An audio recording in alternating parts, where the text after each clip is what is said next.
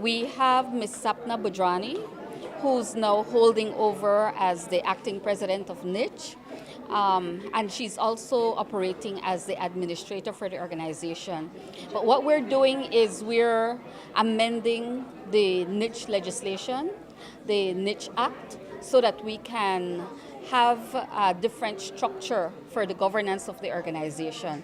So what we want to do is align the governance structure more with what is in place for other statutory bodies. So instead of having a president, we are advocating for us to have a chair of the board that is separate from the executive director of the organization, so that there's a check and balance between the management of the organization and the governance in the board of directors. Currently, the president, the post of president, is also the post.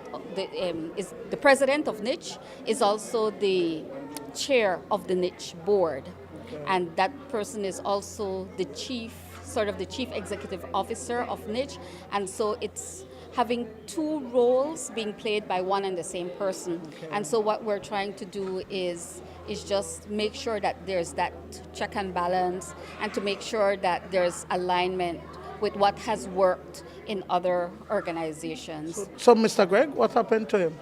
Mr. Vernon is the director of ICA. He continues to be director of ICA. He's very good in the creative sector, in the creative industries, and he has brought NICH, a long way in the last 2 years.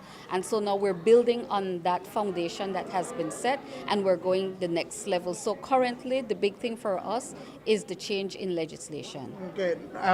In terms of Ms. Budhrani, how was she chosen to replace Mr. Vernon as acting president? Ms. Budhrani came in highly qualified because she had over 13 years experience in the finance sector, and also has some experience being in the creative industry. Okay.